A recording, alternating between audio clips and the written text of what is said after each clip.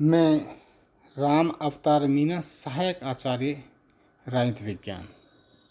आज मैं इस वीडियो के माध्यम से जॉन लॉक का सामाजिक समझौता का जो सिद्धांत उन्होंने दिया उसके बारे में जानना चाहेंगे, जो कि राजनीति विज्ञान BA तृतीय वर्ष के विषय कोर्स में दिया हुआ है। सबसे पहले हम देखते हैं कि जॉन लॉक ने अपने ग्रंथ शासन पर 2 निबंध, जो पुस्तक की रचना की, इस पुस्तक की रचना उन्होंने 1690 ईस्वी में ये प्रकाशित हो गया था। इसकी रचना उन्होंने 1683 में शुरू की और 7 वर्ष बाद ये प्रकाशित होकर के राजनीतिक दृष्टिकोण से सभी के सामने आया। तो इससे हमें पता चलता है कि उस समय राज की उत्पत्ति के बारे में जो देवीय सिद्धांत हैं या अन्य कोई सिद्धांत चल रहे थे, उनके आधार पर राज की उत्पत्ति के बारे में जाना जाता था। परंतु उससे पूर्व में थॉमस हॉब्स के द्वारा भी राज की उत्पत्ति के बारे में मानव समझौते के आधार पर राज की उत्पत्ति के बारे में बताया गया और उन्होंने भी राज के बारे में मानव स्वभाव की और प्राकृतिक अवस्था का जो वर्णन और चित्रण किया, उसके आधार पर मानव के एक पक्षीय निरूप चित्रण की व्याख्या की, जो केवल स्वार्थी दृष्टिकोण से प्रतीत होती है। अतः जॉन लॉक ने अपने ग्रंथ शासन पर 2 निबंध के माध्यम से राज्य की उत्पत्ति के बारे में एक सामाजिक समझौता सिद्धांत दिया है। इस सामाजिक समझौता सिद्धांत के माध्यम से जॉन लॉक ने बताया कि मनुष्य का जो स्वभाव है वह सहयोगी, प्रेम, दया, सद्भावना के आधार पर काम करता है। अतः मनुष्य एक सामाजिक प्राणी होने के नाते उसके अंदर ये भावनाएं निहित होती हैं, जिससे कि एक व्यक्ति दूसरे व्यक्ति के साथ जुड़ने का काम करता है, संबंध बनाने का काम करता है। अतः मनुष्य के स्वभाव में इन प्रवृत्तियों के कारण ही मनुष्य हमेशा शांति प्रिय या सहयोगी के रूप में या सद्भाव के रूप में आपसी भाईचारे के आधार पर कार्य करता है। अतः लॉक की मनुष्य स्वभाव की जो प्रवृत्ति है उसमें प्रमुखतः हमें उसे बुद्धिमान और विचारमान प्राणी मानना प्रतीत होता है। वह अपनी बुद्धि और विवेक के आधार पर या नैतिकता की कसौटी के आधार पर निर्णय करता है और संबंधों का निर्माण करता है। अतः हम कह सकते हैं कि जॉन लॉक के मानव स्वभाव संबंधी जो विचार हैं वे विचार सद्भावना के ऊपर टिके हुए हैं, प्रेम के ऊपर टिके हुए हैं, सहयोग के रूप ऊपर टिके हुए हैं। यहाँ उनके मध्य किसी प्रकार का जो स्वार्थीपन है वह दिखाई नहीं देता है। अतः दूसरा बिंदु जब आता है वह प्राकृतिक अवस्था का चित्रण।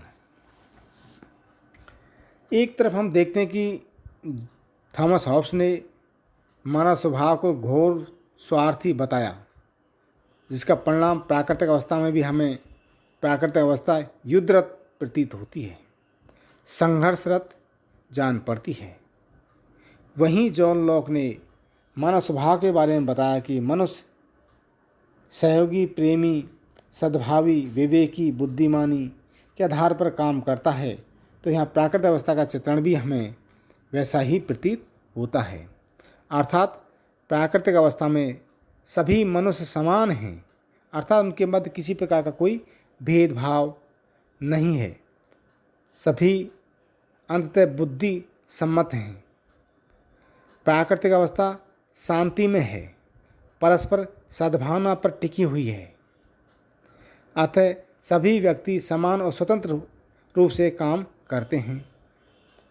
वहीं तीसरा बिंदु आता है, प्राकृतिक अवस्था में लोग पूर्णतः स्वतंत्र होते हैं, किंतु स्वच्छंदता या स्वच्छाचारिता उनके मध्य नहीं पाई जाती।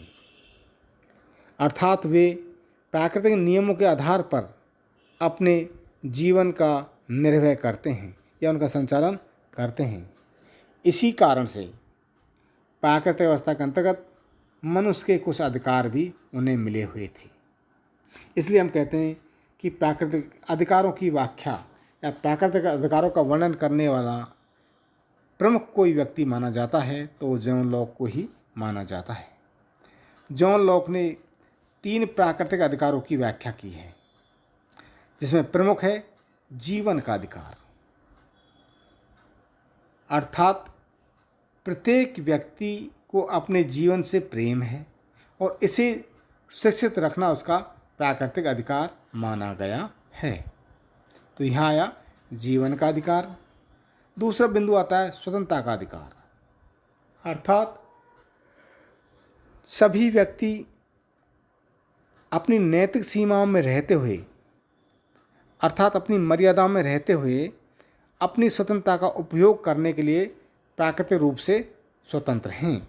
अर्थात प्रकृति उन्हें एक निर्धारित प्रक्रिया के अंतर्गत स्वतंत्रता का अधिकार का उपयोग करने का प्राकृतिक अधिकार को मान्यता प्रदान करती है, अर्थात उनके स्वतंत्रता के अधिकार को स्वीकार करती है। तीसरा बिंदु आता है संपत्ति का अधिकार। यहाँ है जिन चीज़ों को या जिन वस्तुओं को मनुष्य अपने शारीरिक परिश्रम के आधार पर प्राप्त करता है वह उसकी संपत्ति के अधिकार क्षेत्र में आता है। तो यहाँ प्रत्येक व्यक्ति को संपत्ति को रखने का एक प्राकृतिक अधिकार मिल जाता है जो उसने अपनी मेहनत या परिश्रम के आधार पर प्राप्त की है। अतः जॉन लॉक 3 प्रकार के अधिकारों की व्याख्या करता है, जिसमें प्रथम आता है जीवन का अधिकार, द्वितीय आता है स्वतंत्रता का अधिकार, तृतीय आता है संपत्ति का अधिकार। और इन अधिकारों की प्रत्येक व्यक्ति अपनी बुद्धि और विवेक के आधार पर प्राकृतिक नियमों के अंतर्गत इन अधिकारों का उपयोग करते हैं। अतः साथ ही साथ हम देखते हैं प्राकृतिक अवस्था में कुछ असुविधाएं भी उत्पन्न हुई।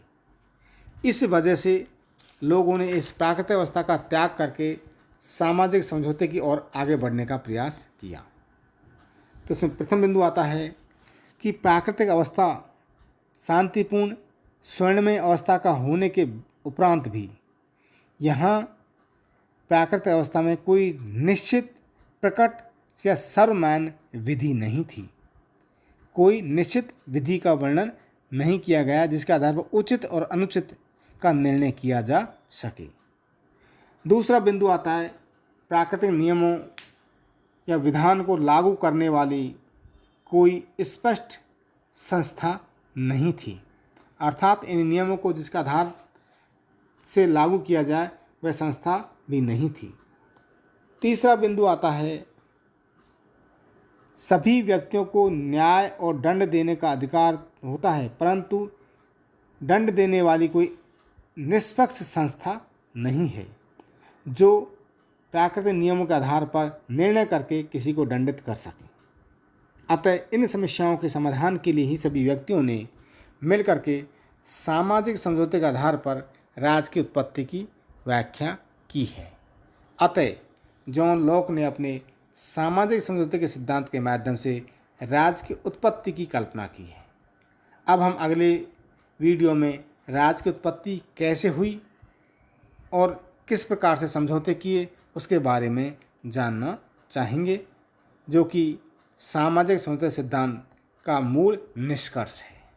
धन्यवाद।